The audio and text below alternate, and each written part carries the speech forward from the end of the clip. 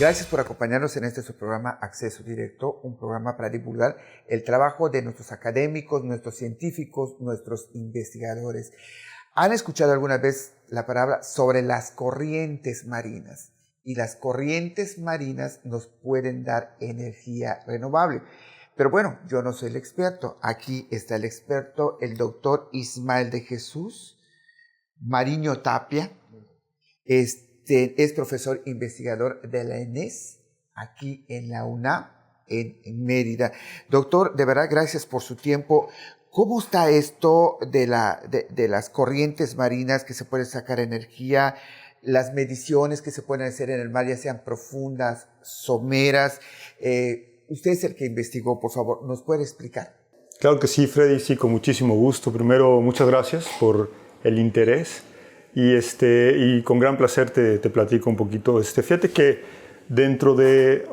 existe una preocupación grande a nivel mundial en muchos círculos científicos, especialmente vinculados con ciencias de la Tierra, en donde pues desde hace varios años hemos estado promoviendo la idea de que el planeta se está calentando, producto del exceso del uso de los combustibles fósiles, gasolina, petróleo, que nos ha llevado a tener una gran cantidad de CO2 y eso cambia el clima.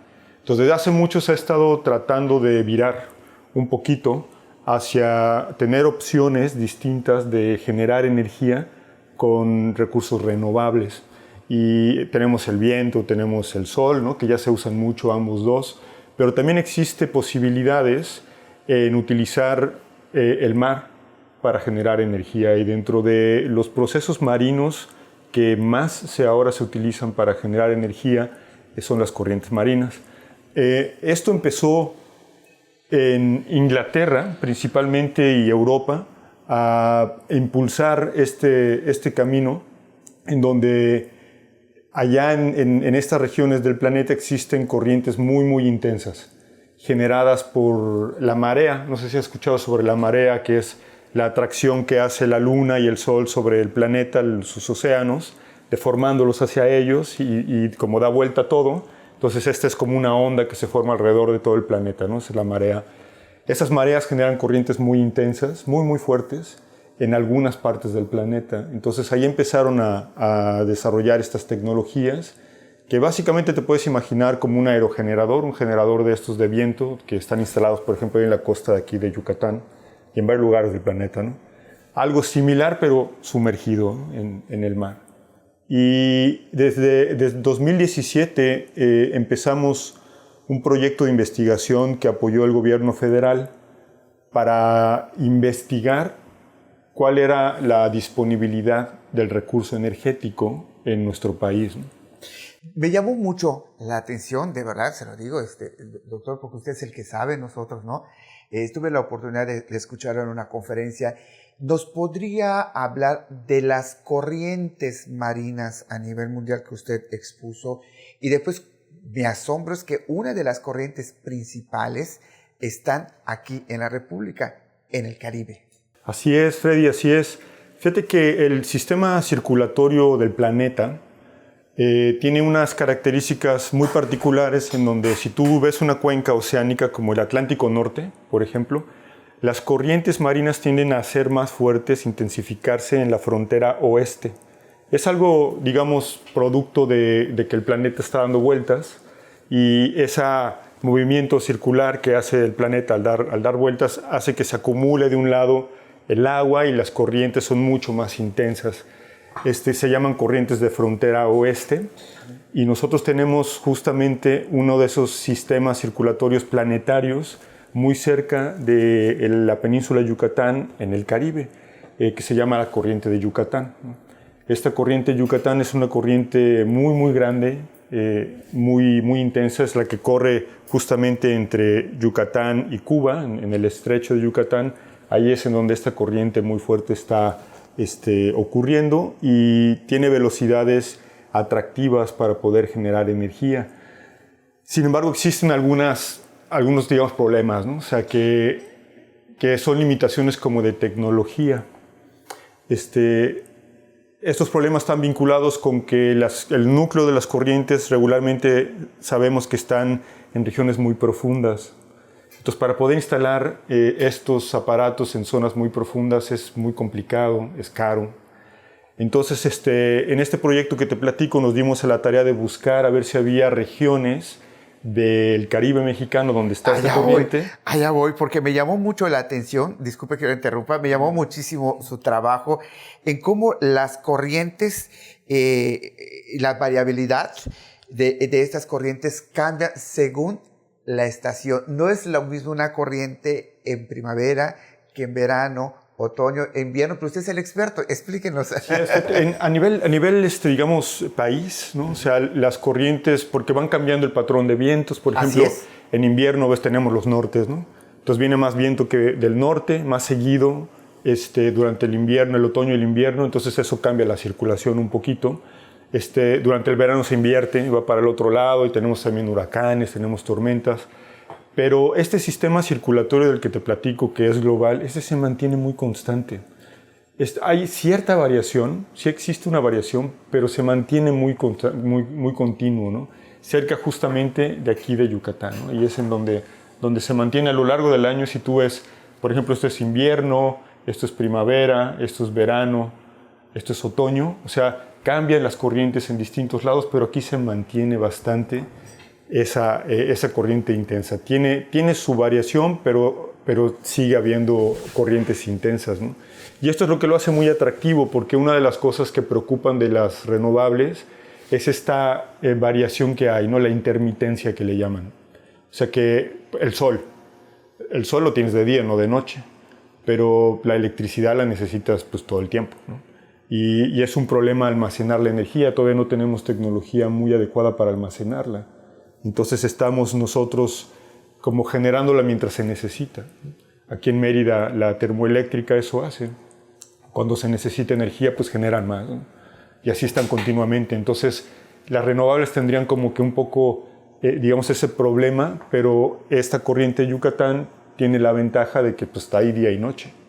En verano, en otoño, en invierno siempre está, ¿no? A veces es menos, a veces es más, pero se mantiene muy constante. Entonces eso la hace atractiva. Para generar energía eléctrica, así es. ¿Qué condiciones o qué variables deben existir para que existan estas corrientes? ¿Interviene la temperatura, el viento? ¿Qué factores intervienen, doctor? Para la existencia de estas corrientes principalmente es el viento el que las impulsa. Y también las condiciones, le llamamos batimetría, es del fondo, no tiene que ver con Batman. es el fondo marino, o sea, como se comporta el fondo marino, porque canaliza las corrientes o las hace más anchas, y esa canalización o anchura hace que sean o más intensas o más relajadas. Entonces, esos son como los dos factores principales que para esta corriente en particular es importante. La temperatura y la salinidad del mar también juegan un papel. Si o sea, existe un sistema circulatorio que se llama termoalino, que quiere decir que está generado por la temperatura y la salinidad a nivel global también, que tiene influencia en esta corriente igualmente. ¿Y acá cómo está la temperatura, la salinidad, el viento, la batimetría, lo que usted dice, el fondo? ¿Cómo está en el canal de Yucatán? Explíquenos, porque además hay una surgencia y también que nos explique. Exacto, muy bien, claro que sí. El lugar en donde vimos que las corrientes podían ser tan intensas como en la parte profunda es en Cozumel. En Cozumel hay una región que se llama... Entre Cozumel y la Playa del Carmen. Okay. Pero realmente donde la encontramos, que nos dio mucho gusto, es en la parte somera de la plataforma insular de Cozumel, o sea, pegadito a Cozumel, como a unos 600 metros de la costa cozumeleña en la parte norte, donde la costa Cozumel da vuelta hacia el este y luego se hace la punta, que se llama el arrecife Barracudas. Ahí es en donde encontramos corrientes muy intensas que pueden ser aprovechables, y eso es una gran ventaja porque tienes corrientes muy fuertes muy cerca. Entonces eso facilita que se puedan instalar estos aparatos para hacerlo, ¿no? Una de las cosas que estamos nosotros procurando cuidar mucho es que no se vaya a generar un daño ambiental. Comentaste ahorita sobre la surgencia de Yucatán, o sea, si nosotros quisiéramos llenar el canal de Cozumel de hidrogeneradores, ¿no? Pon tú que digamos, sí, hay ahí hay energía, vamos a llenarlo todo, ¿no? Lo que nosotros ya vimos con experimentos numéricos es que eso sería muy contraproducente. O sea, ¿Por qué? Porque alteramos el ambiente. O sea, si llenamos todo de hidrogenerador, lo que vamos a hacer es que la corriente la vamos a disminuir y eso podría alterar la temperatura, por ejemplo, en Puerto Morelos, podría alterar también la ocurrencia de la surgencia de Yucatán y podría tener otro tipo de alteraciones que son negativas. Entonces no podemos hacer esto de forma muy masiva. Tenemos que ser más medidos en la forma en la que lo hacemos y en la plataforma insular de Cozumel creemos que hay un lugar en donde estamos, digamos, lejos de los arrecifes del sur, que son los más importantes ecológicamente y para el turismo. Entonces estamos en la región norte en donde hay muchas más corrientes y no habría tanto efecto en el ambiente, ¿no? Hemos hecho varios estudios que muestran que ahí pudiera ser un lugar adecuado para extraer cierta cantidad de energía, ¿no? O sea, ¿qué tanta? Ahí es en donde entra el asunto también, tanto económico como social, ¿no? Hay gente en Cozumel cuando hemos ido que se preocupa, ¿no? O sea, por su ambiente. Claro. Y yo creo que eso está fantástico que eso ocurra. Y lo que tratamos de hacerles ver es que este tipo de sistemas, más que venga una empresa extranjera a poner sus hidrogeneradores y entonces la gente esté nada más mirando, ¿no? que sacan la energía de ahí sin tener ningún beneficio neto, lo que nosotros estamos promoviendo que exista es que se desarrolle una industria propia de Cozumel con la experiencia que la gente tiene. Ellos son una isla, o sea, claro, son marinos, entonces ellos tienen mucha experiencia tanto en buceo como en manejar embarcaciones en esas corrientes.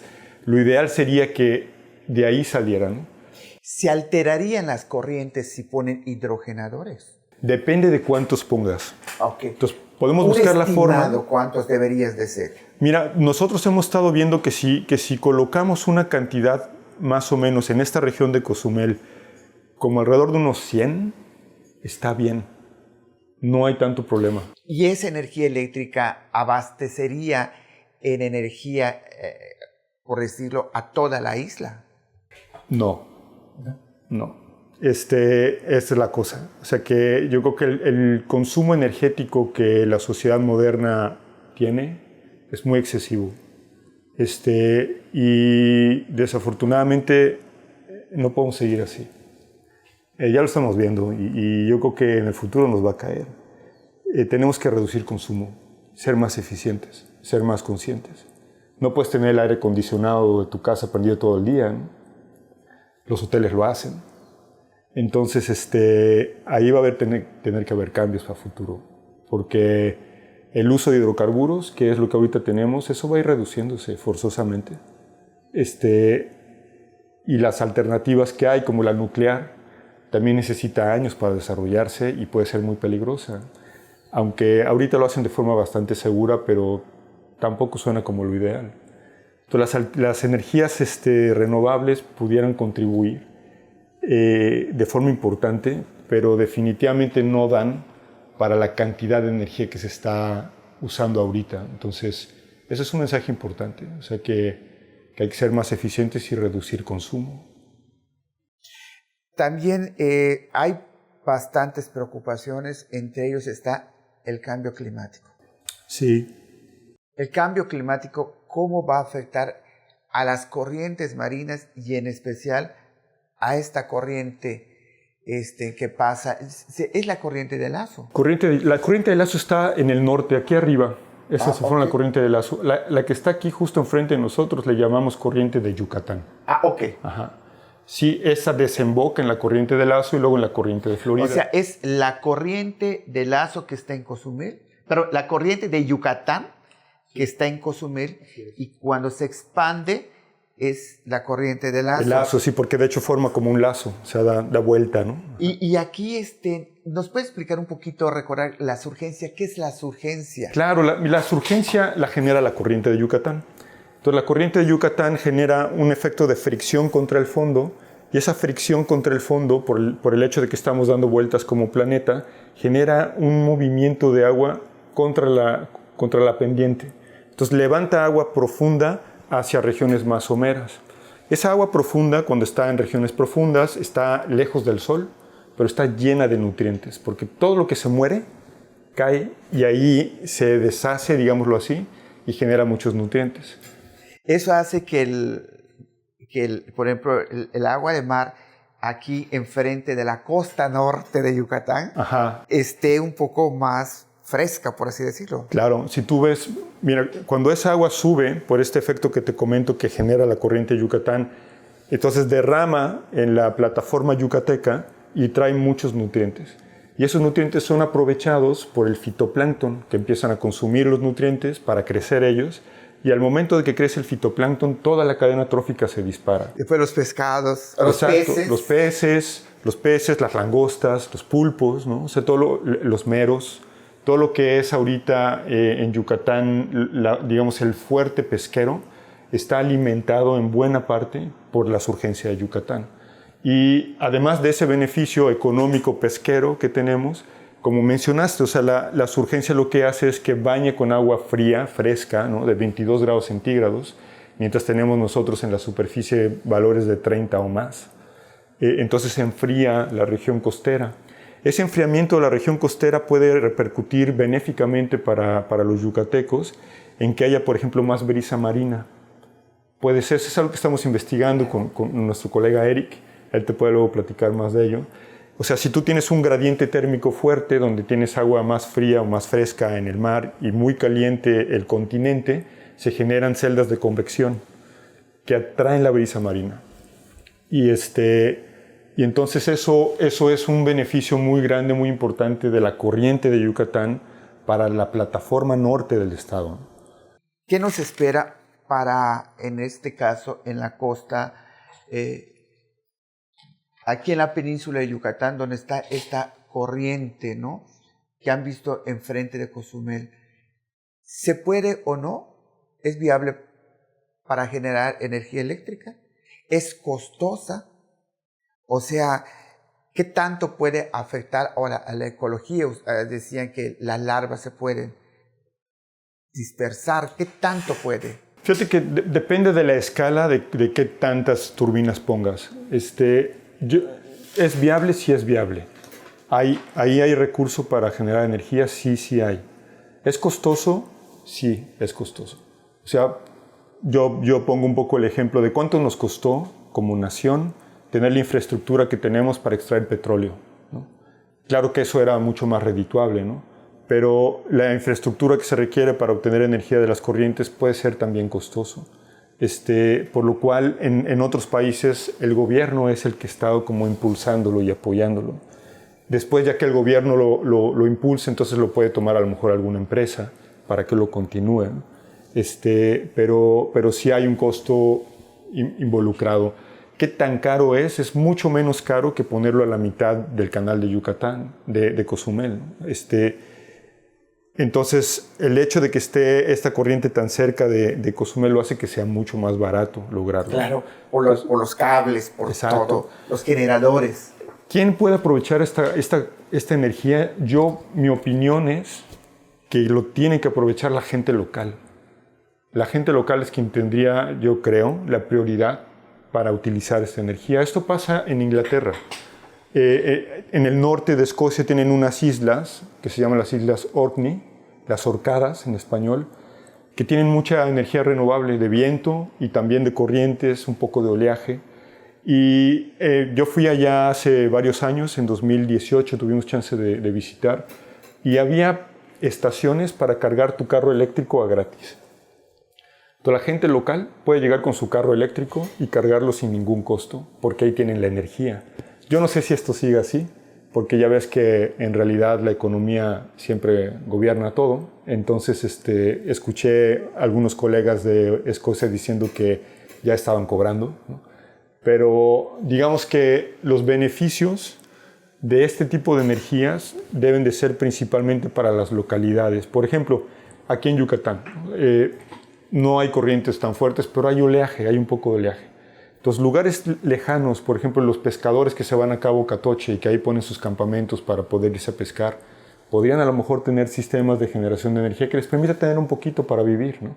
Ellos viven ahí sin energía ahorita, o meten a lo mejor un generador de diésel, ¿no? Pero si tuvieran ellos acceso a esto, podría ser un beneficio para estas comunidades que más lo necesitan. Y así alrededor del país, ¿no? O sea, tú puedes ver cómo hay muchas comunidades pesqueras que pudieran beneficiarse de eso.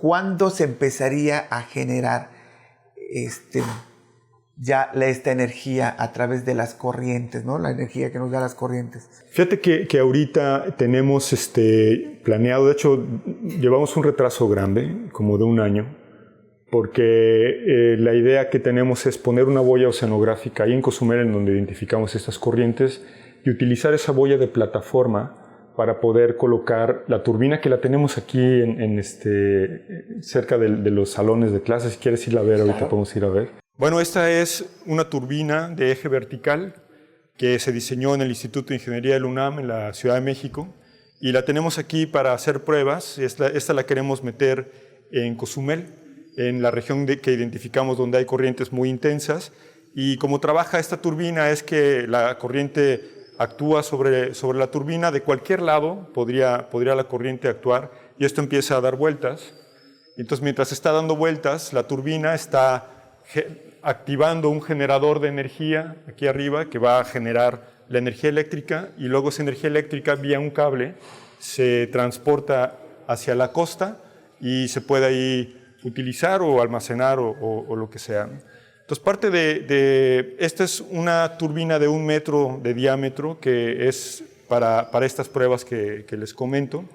Y lo que hemos estado viendo es que para poder aprovechar la energía de ahí de la corriente de Cozumel necesitamos algo más grande. Ahorita estamos pensando en algo que tendría aproximadamente no 1 metro, sino 5 metros de diámetro, y digamos ya como la turbina final, ¿no? O quizá más grande podría ser. Aquí la limitante es la profundidad del agua. Y pues sí, estamos esperando permisos para poner nuestra boya oceanográfica ahí en Cozumel y poder poner esta abajo, instrumentarla y ayudar, por ejemplo, a ver si los peces van a tener un problema con ella y tratar de mejorar el diseño. Para poderla poner en el fondo, se necesita ya sea o taladrar o bien poner pesos muertos que nos permitan mantener la estabilidad. La región en donde se va a poner el Ventos no tiene corales, es roca, entonces estaría, digamos, a salvo de algún daño ecológico, ¿no? ¿Y cuántas turbinas se necesita? Bueno, ahorita estamos con pruebas, ¿no? Y tenemos solo una, y chiquita. Entonces queremos como que probar esa turbina para ver si luego escalarla y hacer turbinas más grandes. Las que nosotros creemos que pudiéramos poner sin gran riesgo son alrededor de 100 turbinas, más o menos. Sin generar un efecto negativo en el ambiente y para generar suficiente energía para tener, no sé, el alumbrado público, algunas casas en Cozumel, quizá algunos hoteles, ¿no? Y estamos retrasados porque no se nos ha dado el permiso por parte de Marina para instalar la boya oceanográfica. Ha sido un poco un lío, digamos, burocrático, pero el siguiente paso es meter la turbina al agua. Y hay algunos, digamos, limitantes tecnológicas, o sea, necesitamos considerar algunos elementos más para poder ya ponerla y generar, ¿no? Y con esto alentar, ya sea al gobierno o alguna empresa que le quiera meter inversión para poder hacerlo a una escala más grande. Pues doctor, de verdad, gracias, y esperemos que en unos años ya nos muestre cómo se está generando esta energía. Ojalá, Freddy. Me gustaría mucho, sí. Y pues la verdad, ustedes gracias por acompañarnos, y es importante, acuérdense que mientras más conocemos, más valoramos.